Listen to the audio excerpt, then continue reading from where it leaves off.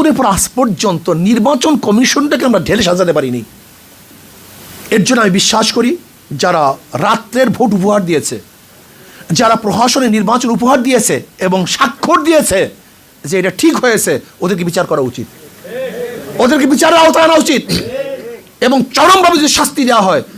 আমি তো তখন বলেছিলাম ওই নুরুল হুদা কমিশনকে, জানি না তোমার বিচার করতে পারবো কি পারবো না, কিন্তু তুমি মারা যাওয়ার পরে তোমার কবরের মধ্যে পিসা ঝুলাইয়া রাখবো যদি বিচার করতে না পারি, ঝাড়ু ঝুলাইয়া রাখবো, যেন গোটা দুনিয়া জানে যে অবৈধ নির্বাচনে উপহার দেওয়ার এই কারিগর হলে প্রথম নুরুল হুদা কমিশন। এদেরকে ঝাঁটা মারেন, এদেরকে বিচার করেন, সমস্ত চেহারা উন্মোচন করেন।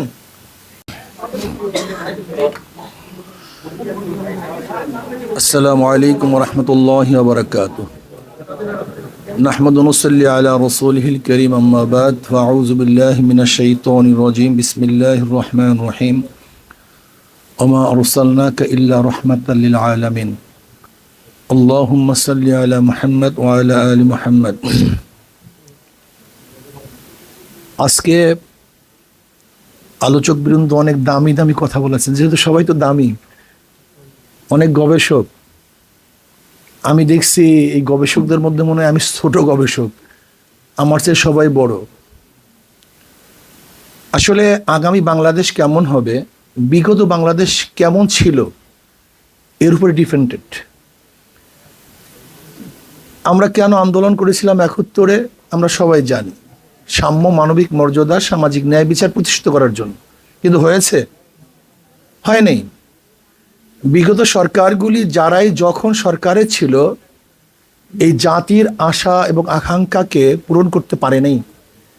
এর জন্য দেখবেন প্রত্যেক শাসক আসার পরই তাদের বিরুদ্ধে আন্দোলন, সমালোচনা শুরু হয়েছে। আবার আন্দোলন করেছি, সাকসেস হয়েছি, আবারও আন্দোলন, আবারও রক্তপাত, আবারও সংগ্রাম, আবারও অবরোধ। কতদিন করব? এর কারণটা কি? আসলে আমি দেখছি মূল কারণ সম্পর্কে আমরা অনেকেই আলোচনা করি না। ধরে নেন আগামী বাংলাদেশ কেমন হবে যদি আওয়ামী লীগের যুব সংগঠন এখানে বৈঠকটা করতো, এর চেয়ে খারাপ কথা একটাও বলতো না। এখানে যে কথাগুলি নিয়ে আসছি এর চেয়ে হয়তো আরো ভালো ভালো কথা বলতো। আচ্ছা, কমিউনিস্টের কোনো যুব সংগঠন যদি এই গোল টেবিল বৈঠক করতো, সেখানে এরকম সুন্দর সুন্দর কথা আসতো। দেখেন, গণতন্ত্রের ব্যাপারে শেখ হাসিনার মুখে যতবার বক্তব্য শুনেছি, গণতন্ত্র রক্ষা করতে হবে, পুনরুদ্ধার করতে হবে, বাস্তবায়ন করতে হবে, এরকম বক্তব্য হয়তো বা অনেকের মুখে আমরা শুনিনি। একজন মানুষ যখন বক্তৃতা করে সে চায় যে মানুষজন আকৃষ্ট হয়, ভালো কথা বলতে পারে। কিন্তু সবচেয়ে মূল প্রশ্ন কোথায়? আমাদের দেশে বড় সমস্যাটা কি? এই সমস্যা সম্পর্কে আমরা আসলে কেউ আলোচনা করি না। আমাদের দেশের সবচেয়ে বড় সমস্যা নীতি ও আদর্শ। নীতি ও আদর্শ সবচেয়ে বড় সমস্যা। আপনি পানি পান করবেন, শুধু কি পানি দেখবেন না পাত্রও দেখবেন? যদি আপনি পানি স্বচ্ছ কিন্তু পাত্র বিষযুক্ত, তাহলে আপনি কি স্বচ্ছ পানি পান করতে পারবেন? পানিরও প্রয়োজন, পাত্রেরও প্রয়োজন। আজকে যারা বাস্তবায়ন করবে আমাদের আইন কানুন, তাদের চরিত্রটা কি? এই যে সমকালের উদাহরণ দিছে আমাদের এক যুবক ভাই, গতদিন তাদের চরিত্র কি ছিল, আজকে তাদের চরিত্র কি? আপনি কি চিন্তা করতে পারছেন সুপ্রিম কোর্টের পুরা বেঞ্চ সরকার পরিবর্তন হওয়ার পরে যদি পরিবর্তন হয়ে যায়, সেই দেশটা কোথায়? যে ইউনিভার্সিটি সর্বোচ্চ বিদ্যাপীঠ, সেখানের ভিসি সহ যদি প্রফেসররা সেখান থেকে রিজাইন দিতে বাধ্য হয়, সেটা দেশটা কোথায়? আমাদের দেশে নীতি ও আদর্শ কোনো চর্চা হয় না, শুধু গবেষণা হয়। প্রয়োজন হলে নীতি ও আদর্শ পরিবর্তন করা। যদি নীতি ও আদর্শ পরিবর্তন না করেন তাহলে অবস্থাটা কেমন হবে? একজনের নাম এ, একজনের নাম বি, একজনের নাম সি, তিনজনই চোর, ক্ষমতা আছে এ, সে কি করবে? হটাও এ বসাও বি, সে কি করবে? হটাও বি বসাও সি, সে কি করবে? আমরা খালেদা জিয়াকে, তারেককে দেশ থেকে, এই ক্ষমতার থেকে তাড়ালাম কেন? তখন শুধু শুনতাম, পত্রিকায় দেখতাম হাওয়া ভবন, হাওয়া ভবন, হাওয়া ভবন, ট্রান্সফার কেস, খাম্বা কেস, দুর্নীতি, চুরি, ডাকাতি, পত্রিকায় প্রতিদিন আসতে হেডলাইনে এত টাকা চুরি হয়েছে, এত টাকা ঘুষ হয়েছে, এত টাকা বাণিজ্য হয়েছে। আওয়ামী লীগের আমলে একই দেখছি। যদি আবারও সেই বিএনপিকে ক্ষমতা আনার জন্য আমাদের দেশের শিক্ষিত সমাজ, নীতিবান সমাজ কথা বলে, তাহলে আমরা তাদেরকে কি বলতে পারি? আমাকে বলুন, আমরা কি বলতে পারি? 5ই আগস্টের পরে যারা হত্যা করলো, গুম করলো, খুন করলো, চুরি করলো, ডাকাতি করলো, যারা চাঁদাবাজি শুরু করলো, তাদেরকে যদি আবার কোনো শিক্ষিত সমাজ, নীতিবান আদর্শবান মানুষ সাপোর্ট করে, তাকে আমি কি বলতে পারি? আমাকে বলুন তো, আমি কি বলতে পারি? আমি বিশ্বাস করি আমাদের সবচেয়ে বড় অভাব হলো নীতি ও আদর্শের। চরিত্রবান মানুষ নেই, আদর্শবান মানুষ নেই। দেখবেন আমার এক ভাই বললেন, এ দেশটা বিভিন্ন আদর্শের মানুষের বসবাসের স্থান। কি বলি? মুসলমান, হিন্দু, খ্রিস্টান, বৌদ্ধ, কিন্তু তখন কিন্তু পার্সেন্টেজ হিসাব করি না। মুসলমান, হিন্দু, বৌদ্ধ, খ্রিস্টান বলার সময় সবাই সমান, কিন্তু কেউ কি চিন্তা করছি পার্সেন্টেজ আর কি? এই চিন্তা কার মধ্যে আসে নাই? এখানে বিশাল একটা শুভঙ্করের ফাঁকি। আমরা যখনই দেশকে গড়তে যাই তখন একই সাথে সবার নাম উল্লেখ করি, কিন্তু এখানে যে 92% মুসলমানদের দেশ, এই মুসলমানদের চিন্তাটা তখন মাথা থেকে চলে যায়। তখন সবাইকে নিয়ে দেশ গড়ার চিন্তা করি, আর যখনই দেশ গড়ার চিন্তা করি তখন 92% মুসলমানদের নীতি ও আদর্শ চরিত্রের খেলাফ সমস্ত সংবিধান করা, আইন রচনা করার চেষ্টা করি। যেমন ধরে নেন ট্রান্সজেন্ডার, এটাকে মুসলমানরা মানে, আমাদের উপর চাপিয়ে দেওয়া হয়েছে। এর জন্য আমি প্রধান উপদেষ্টার সাথে যখন সাক্ষাৎ করেছিলাম, আমি তাকে অনুরোধ করেছি পাশ্চাত্যদের কোনো সংস্কৃতি যেন আমাদের উপর চাপিয়ে দেওয়া না হয়, চাপিয়ে দেওয়া না হয়। আজকে কোন খাতের কথা বলবেন, কোন সেকশনের কথা বলবেন, সব জায়গায় তো দুর্নীতি, সবাই তো দুর্নীতিবাজ। শিক্ষকরা দুর্নীতিবাজ, বিচারকরা দুর্নীতিবাজ, প্রশাসকরা দুর্নীতিবাজ, অর্থনীতিবিদরা দুর্নীতিবাজ, যারা ব্যবসায়ী তারা দুর্নীতিবাজ। আপনি কোন জায়গায় ঔষধ লাগাবেন আমাকে বলুন তো? ঔষধটা দিবেন কোন জায়গায়? আজকে আমাদের গভর্নর, বর্তমান গভর্নর বললেন গোটা দুনিয়ার মধ্যে ব্যাংক লুটপাট করার এই ইতিহাস আর কেউ কোনোদিন দেখেনি। কিভাবে করছে? আমি সেদিকে শুনলাম এক ব্যাংকের ডাইরেক্টর থেকে যে সালম কোম্পানি এক ব্যাংকের থেকে 200 কোটি টাকা ঋণ নিয়েছে, আর এক ব্যাংকে দিছে, সেখান থেকে 500 কোটি টাকা ঋণ নিয়েছে। মানি গেম, সরকারের সামনে সবাই দেখছে, কেউ কিছু বলে নাই, কোনো সাংবাদিক বলে নাই, কেউ কোনো কথা বলে নাই। সবাই ক্ষমতার পাগল, নীতি ও আদর্শ পাগল কেউ না। আমরা বিশ্বাস করি মাদার গাছ লাগিয়ে আমের আশা করা যায় না। চরিত্রহীন, ডাকাত, বদমাশ এবং নীতিভ্রষ্ট মানুষের মাধ্যমে এ দেশ চালালে কোনোদিন দেশ শান্তি হবে না। আবার আন্দোলন করতে হবে, গোল টেবিল বৈঠক করতে হবে। স্পষ্ট কথা। আপনি ভাবতেছেন যে হিন্দুদের কি হবে ইসলাম আসলে? এখানে বিশাল একটা দর্শনের ভুল। হিন্দুরা চায় কি? শান্তি, মুক্তি, তাদের অধিকার। যদি ইসলাম তাদের মুক্তি, তাদের অধিকার দিতে পারে, তাই ইসলাম নিয়ে আপনার ফুবিয়া কেন? নিগৃহীরা কি চায়? তাদের শান্তি, তাদের অধিকার। যদি ইসলাম তাদের অধিকার প্রতিষ্ঠা করতে পারে, তাহলে ইসলামের নাম শুনলে আপনার ফুবিয়া কেন?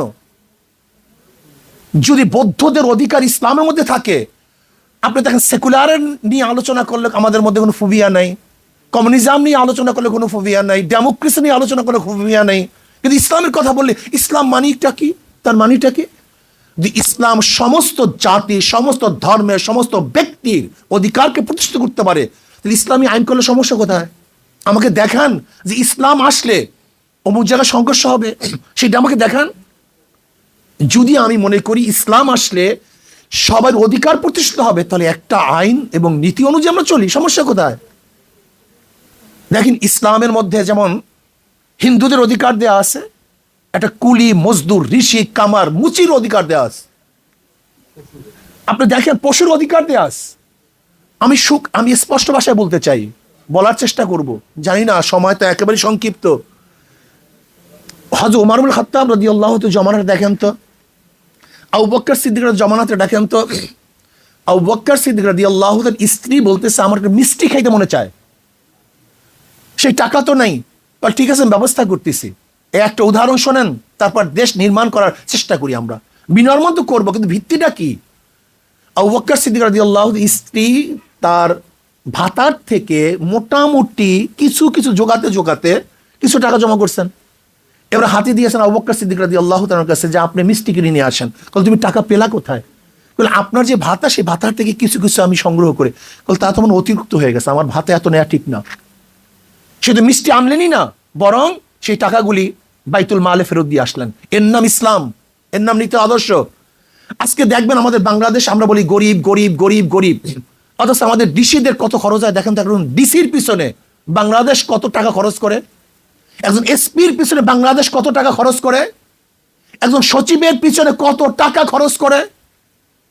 আমাকে বলুন, যে বাংলাদেশ আমরা বলি গরিব রাষ্ট্র, সেই রাষ্ট্রের একজন আমলা কর্মচারী যদি হাইফাই গাড়িতে চলে, তাহলে অবস্থাটা কি হবে আমাকে বলুন তো? ওরাই তো চোর, ওরাই তো ডাকাত, ওদেরকে আমরা সেই মানে নিয়ে এসছি। আপনি জানেন যশোরের বাংলুরির অবস্থা দেখেন, যশোরের ডিসির যে বাংলুরটা আছে সেখানে কত একর জমি আছে জানেন আপনি? কত একর জমি সেখানে, একটা মনে হয় যে কান্ট্রি, একটা রাজত্ব। সে মানুষ মনে করে না, এই অফিসার, এই গার্ড, এই সে মনে করে মানুষ না। এর জন্য আমি প্রধান উপদেষ্টার কাছে লঙ্গি পরে গিয়েছিলাম। কেন? এই সংস্কৃতি পরিবর্তন করুন, যে ভাব ভূপ পরিবর্তন করুন। আমরা গাড়ি দেখলেই মনে হয় যেন এইটা হয়ে গেছি, পোশাক দেখলেই মনে হয় এইটা হয়ে গেছি। পোশাক বাদ দেন, আল্লামা রুমি বলছিল আমি হাজারো পোশাক দেখেছি যার মধ্যে মানুষ নাই, আর হাজারো মানুষ দেখেছি যার মধ্যে পোশাক নেই।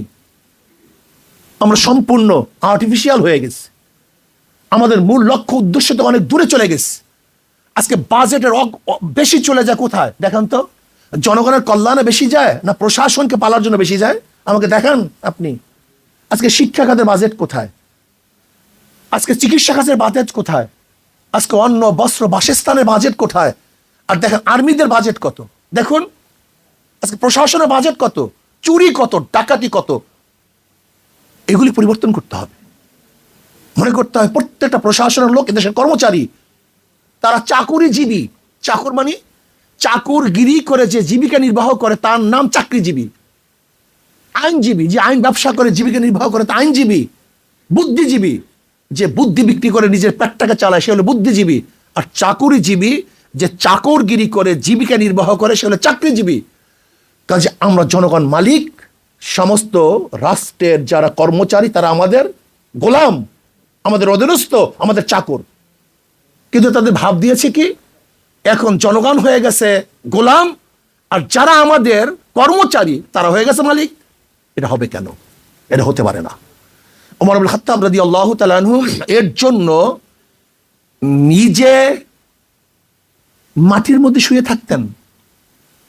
নিজের ইন্তেকালের পর 17টা জামার মধ্যে তালি পাওয়া গেছে, 17টা তালি। অর্ধজাহানের বাদশা, পোশাক সারুন, ভাবভূপ সারুন, জনগণের কল্যাণে চলে আসুন, আদর্শ এবং নীতি অনুযায়ী চলার চেষ্টা করুন। আমি বিশ্বাস করি নীতি ও আদর্শ অনুযায়ী যদি চলি, গোটা দুনিয়ার মধ্যে শ্রেষ্ঠ কান্ট্রি বাংলাদেশ। আমি এর চেয়ে ভালো কোনো কান্ট্রি দেখে বিদেশে বহু জায়গায় ঘোরাফেরা করেছি, যেখানে একটা গাছ লাগাবার জন্য হাজার হাজার টাকা বরাদ্দ হয়, আর বাংলাদেশে পাখি পায়খানা করলে সেখানে গাছ জন্ম নেয়। যদি জোয়ারের মধ্যে কোনো গাছ চরের মধ্যে ঠেকিয়ে দেয় সেখানে বাগানের সৃষ্টি হয়। আমাদের দেশের মতো এত শিক্ষিত সমাজ গোটা দুনিয়ার মধ্যে নেই।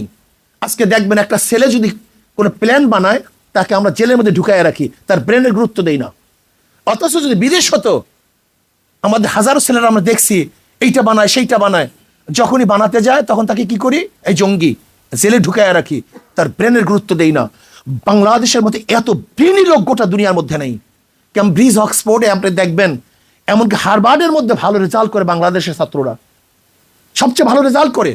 এই ব্রেনকে মূল্যায়ন করি না, এদেরকে গুরুত্ব দেই না, এদের নিয়ে ভাবি না। সবাই ক্ষমতা কেন্দ্রিক চিন্তা করি, দেশ কেন্দ্রিক কেউ চিন্তা করি না। আসুন আমরা সম্মিলিত ভাবে নীতি আদর্শ ভ্রষ্ট যারা বিগত দিনে চুরি করেছে, ডাকাতি করেছে, দেশকে লুটপাট করেছে, ওদেরকে প্রতিহত করি। দেশকে আদর্শ ভিত্তিক মানুষ দিয়ে সাজাবার চেষ্টা করি, ইসলাম অনুযায়ী সাজাবার চেষ্টা করি। আসুন আজকে দেখেন মিথ্যা মামলা শুরু হয়ে গেছে, মিথ্যা মামলা শুরু হয়ে গেছে। যদি আওয়ামী লীগকে অপবাদ দিয়ে মিথ্যা মামলা দিছে, তাহলে আজকেও যদি মিথ্যা মামলা দাও তা আওয়ামী লীগের দোষটা কোথায় আমাকে বলুন? আওয়ামী লীগ কি করছে? চাঁদাবাজি করছে। আজকেও যদি চাঁদাবাজি করি তা আওয়ামী লীগের দোষটা কোথায়? আওয়ামী লীগ জুলুম করছে, অত্যাচার করছে। আজকেও যদি জুলুম অত্যাচার করি তা আওয়ামী লীগের দোষটা কোথায়? আমি চাই না কোনো আওয়ামী লীগ করার কারণে কাউকে জ্বালিয়ে দেওয়া হোক, কারোর অফিসকে ভেঙ্গে চুরে তছনছ করা হোক, আওয়ামী লীগ করার কারণে তার মিল ইন্ডাস্ট্রিজকে জ্বালিয়ে দেওয়া হোক। এইটা আমি চাই না। আমি চাই যে অন্যায় করছে তার বিচার হোক, কিন্তু যে অন্যায় করে না, সে যে দলের হোক না কেন, সে আমার শত্রু হোক না কেন, তার বিচার করা যাবে না, তার উপর জুলুম করা যাবে না। এই জুলুম মুক্ত এক দেশ আমরা করতে চাই, প্রত্যেকের অধিকারকে প্রতিষ্ঠিত করতে চাই। আমরা এখন জুলুম করতেছি, হাজারো মামলা হচ্ছে, নিরাপদ মানুষের বিরুদ্ধে মামলা হচ্ছে। তাই সে আওয়ামী লীগ করুক, সে নিরাপরাধ, সে ভালো, তার নামে মামলা দেবো কেন? তাহলে আপনিও যখন ক্ষমতা পরিবর্তন হবে, তা আপনার নামে তো মামলা দিবে। এই সংস্কৃতি চলবে কেন? আমরা চাই প্রাইম মিনিস্টার রাস্তায় হাঁটবে, কেউ কাউকে বলবে না। বিশ্বাস করেন, যখন সেফটি আইন করছে শেখ পরিবারের জন্য, তখন আমি বলছি এদেশের জনগণ অসেফটি, তারা নিরাপদ না। যদি তারা নিরাপদ হতো, তাহলে শেখ পরিবারের জন্য সেফটি আইন করার প্রয়োজন হইতো না। যেহেতু তারা জুলুম করবে, অত্যাচার করবে, এর জন্য শেখ পরিবারের জন্য সেফটি আইন করা হয়েছে। এই সেফটি আইনটি আর দেখতে চাই না। আমরা চাই না কোনো মন্ত্রী যাবে, কোনো প্রাইম মিনিস্টার যাবে, তাদের জন্য রাস্তা এক সেকেন্ডের জন্য বন্ধ দেখতে চাই না।